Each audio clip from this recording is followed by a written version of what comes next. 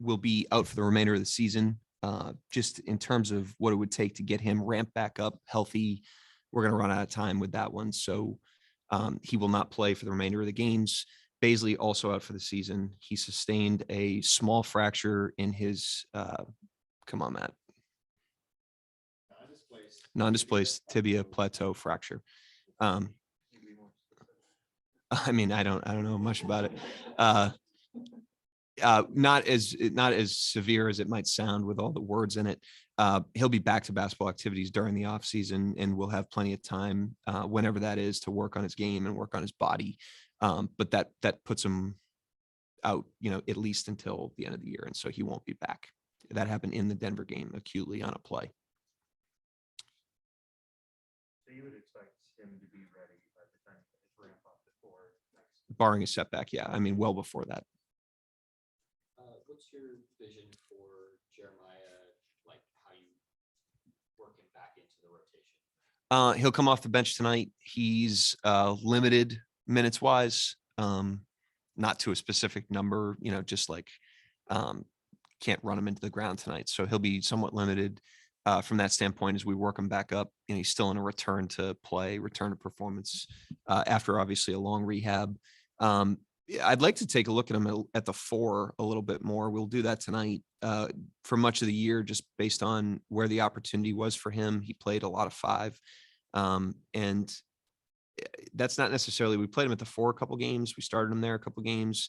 But the majority of his minutes came at the 5, and that's not necessarily the track that he'll be on for the rest of the time. Based on how our roster shakes out moving forward, he could very easily be someone that's opportunities come at the 4 spot, gives us more physicality at that spot. And with Sar and Roby,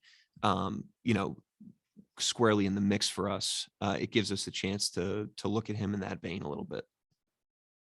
Both Olivier and Isaiah talked about the zone defense that you've peppered in, helping you all be disruptive, but that their communication is critical. Will you kind of explain what their duties are in that configuration? Yeah, I mean, there's I give these guys credit. There's some complexity to it. We're matching out of it a bit. And there's different things that could happen that trigger different reactions that they have to be able to kind of do on the fly. We've played it throughout the course of the season, but not nearly as much as we have lately. To be honest with you, coming down the stretch of the season, there's an opportunity for us to learn a little bit about, what value that can provide for us, how we could use it, who's best in it, and kind of the analytical profile that it'll yield.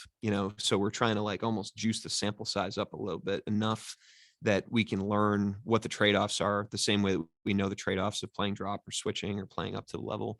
And we're clearly trying to hone something that we can take forward with us. And these guys have done a really good job of playing it, and they were effective. I mean, the other night it kept us in the game. You guys have made 10 or more threes in 10 straight games. I know there's volatility to shot making, but is it encouraging at least to see the diversity of players who are getting these looks and the way you guys are generating those sort of looks? Yeah, I think, we've generated high quality threes all year. If you look at where we're taking them and the contestedness of those shots and the setup of those shots, I mean, most of them are catch and shoot. And obviously haven't shot a great percentage, but we're not necessarily going to react to every shooting outcome in every game. We're trying to build a system that can scale forward and that can yield efficiency moving forward. And so there were a lot of encouraging signs even before this run, and now the ball's starting to go in a little bit more for us. And we're getting good individual shooting performances out of guys. Obviously, Lindy's a threat, but Veets shot it well. Roby shot it well. Sar's made a couple. Teo's shooting it better than he was early in the year. So those guys are ticking forward there. Mark, you said that you guys were going to have a conversation with Shea about his status. Since we're not able to talk to him right now, I'm just wondering, can you tell us how he feels about the plan and just his reaction to it? Well, I mean, we wouldn't be doing the plan if it wasn't collaborative with him. So clearly this is where we landed, where all parties are, committed to that. I mean, if he wasn't committed to it, we wouldn't do it. He's a competitor. He wants to play 48 minutes, 82 games, but he's also an intelligent person, and understands, that, if it's not wise for him to do something, he can see around the corner enough to know that that's the best thing. So that's the best I can say for that. And just with this game, what is it like for you as a coach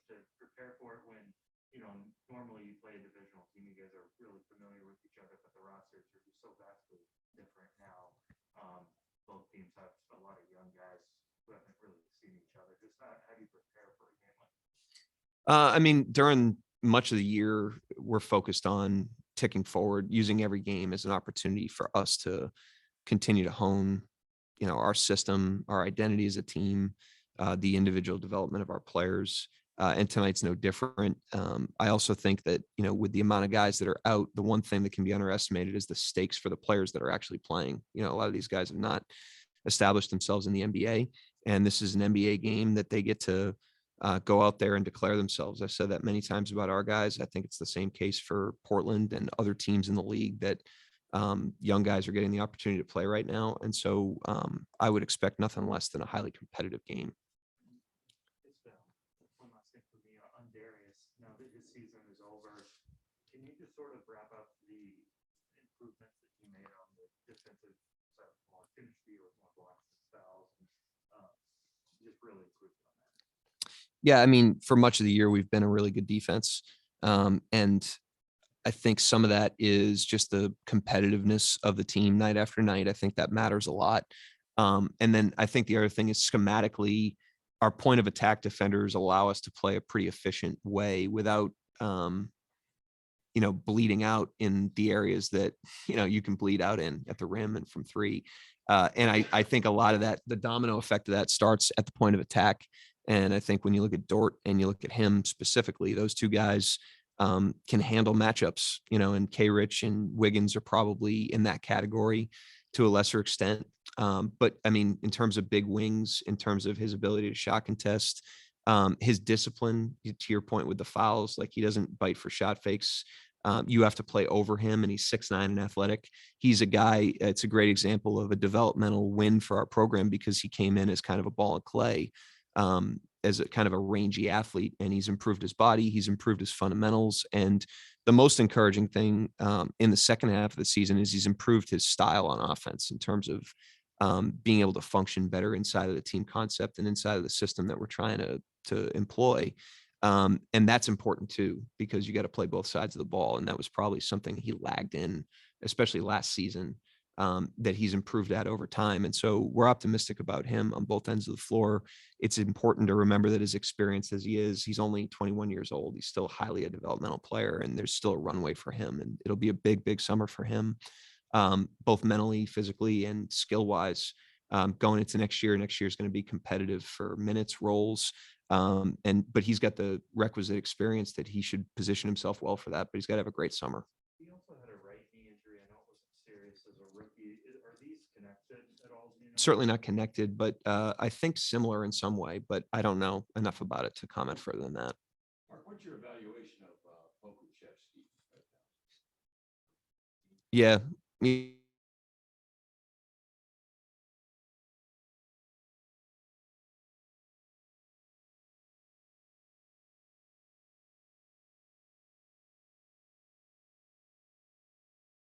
He's one of the, he came in because of how young he is, came into the league, relatively underprepared, from just a physical standpoint more than anything. And he's caught up there. He's worked hard to improve his durability and improve his strength. And then from a skill standpoint, he was a bit of a reckless decision maker early on in his career, and has really learned how to channel his aggressiveness and confidence into sound decisions that help the team from shot selection standpoint and with the ball. And the combination of that plus his physical growth and development is emerging him as a legitimate prospect that we're pretty excited about. And that, like Baisley, has a lot of experience because of where our team's been the last 2 years, but yet has a long runway still. And, another guy it's a huge summer for him as well. I'm just curious, what's your staff tell you about physically his ability to fill out? I mean, I don't think he's ever going to look like, a monster. But he's 7 feet, and you feel his length on the court. We've played him at the 5 lately, even at his physical frame. When he's in help, he's always getting like shell steals, where he's kind of in help and they try to throw the ball to his man and he just kind of reaches out and deflects the ball. So the length is real. And because of that, the size, he doesn't need to become, PJ Tucker. He needs to get stronger to the point that he can stand in there a little bit. And he also needs to develop a mindset of physicality, because if you're going to be a little bit more slight, and, Trey Mann's in this category, we got a lot of guys in this category, you've got to lean into the physical elements of the game. And then the last part physically for him is it's kind of the silent killer, but what I thought held him back the most physically last year wasn't even strength, it was durability. It was just the ability for that body to handle 82 games and the rigors of an NBA schedule. And he's kind of chewed that up and spit that out a lot more this year. And so, we're pretty optimistic that he's going to be able to reach a baseline physically that allow his other skills to emerge. And like I said, we're pretty optimistic about him at this point. On the Zoom, we have Andrew Schleck. Go ahead with your question, Andrew.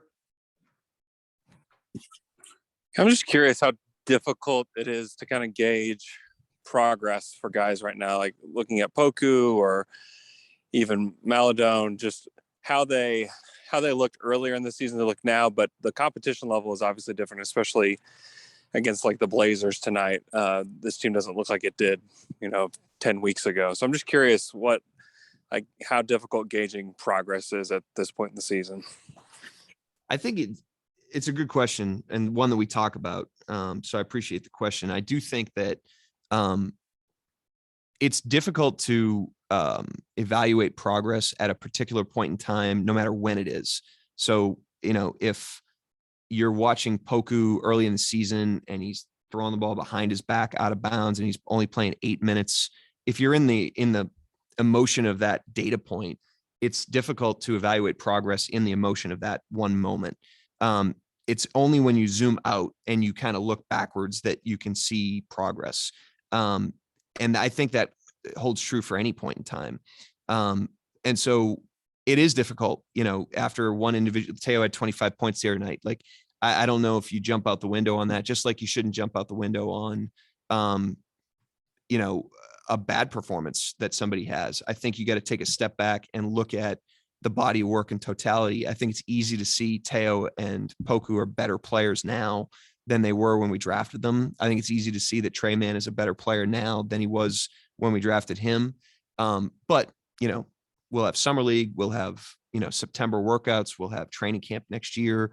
And the same will hold true then. I think, the best way to evaluate progress is over a long period of time and with an entire body of work, and not with individual data points. And that's what I would say would be my recommendation for how to evaluate these games. But it's not because it's the end of the year, and it's not because of who we're playing against. It's more because it's hard to evaluate progress in such a short little point of time, if that makes sense.